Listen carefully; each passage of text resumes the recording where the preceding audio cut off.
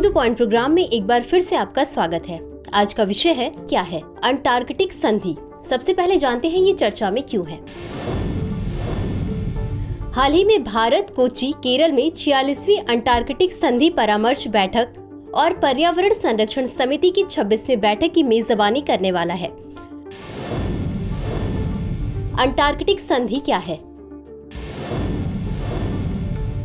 1959 में अधिनियमित अंटार्कटिक संधि अंटार्कटिका को शांतिपूर्ण उद्देश्यों, वैज्ञानिक सहयोग और पर्यावरण संरक्षण को बढ़ावा देती है।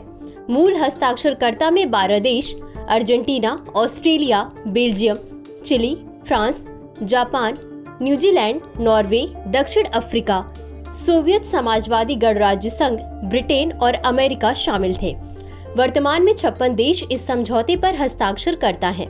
इस संधि पर हस्ताक्षर करने से अंटार्कटिक महाद्वीप एक विसैन्यीकृत क्षेत्र बन जाता है, जिसे केवल वैज्ञानिक अनुसंधान के लिए संरक्षित किया जाएगा।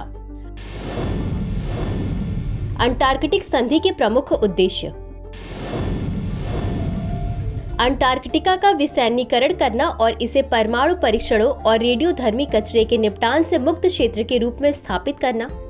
यह सुनिश्चित करता है कि इसका प्रयोग केवल शांतिपूर्ण उद्देश्यों के लिए किया जाए। साथ ही अंटार्कटिका में अंतर्राष्ट्रीय वैज्ञानिक सहयोग को बढ़ावा देना और क्षेत्रीय संप्रभुता पर विवादों को दूर करना। अंटार्कटिक संधि और भारत की भूमिका। भारत 1983 से अंटार्कटिक संधि का एक सलाहकार दल अंटार्कटिक अनुसंधान और पर्यावरण संरक्षण प्रयासों में सक्रिय रूप से शामिल रहा है। दक्षिण गंगोत्री भारतीय अंटार्कटिक कार्यक्रम के तहत अंटार्कटिका में स्थापित पहला भारतीय वैज्ञानिक अनुसंधान केंद्र था। बता दें कि दक्षिण गंगोत्री को वर्ष 1990 में बंद कर दिया गया था। वर्तमान में भारत 2 अनुसंधान केंद्र संचालित करता है, मैत्री और भारती। 2022 में भारत ने अंटार्कटिक संधि के प्रति अपनी प्रतिबद्धता की पुष्टि करते हुए अंटार्कटिक अधिनियम लागू किया। पृथ्वी विज्ञान मंत्रालय राष्ट्रीय ध्रुवीय और महासागर अनुसंधान केंद्र के माध्यम से इन बैठकों की मेजबानी कर रहा है, जिसका उद्देश्य अंटार्कटिका में पर्यावरण संरक्षण और वैज्ञानिक सहयोग पर वैश्विक चर्चा को सुविधाजनक बनाना है।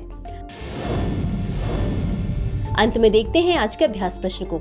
अंटार्कटिक संधि के संदर्भ में निम्नलिखित कथनों पर विचार कीजिए। 1. 1959 में अधिनियमित अंटार्कटिक संधि अंटार्कटिका को शांतिपूर्ण उद्देश्यों, वैज्ञानिक सहयोग और पर्यावरण संरक्षण को बढ़ावा देती है। 2.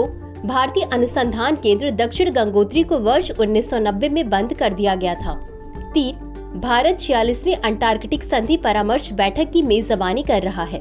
उपर्युक्त में से कितने कथन सही है या सही है? ए केवल 1, बी केवल 2, सी सभी 3, डी इनमें से कोई भी नहीं। इस प्रश्न का उत्तर कमेंट बॉक्स में जरूर दें। आज के लिए बस इतना ही। धन्यवाद।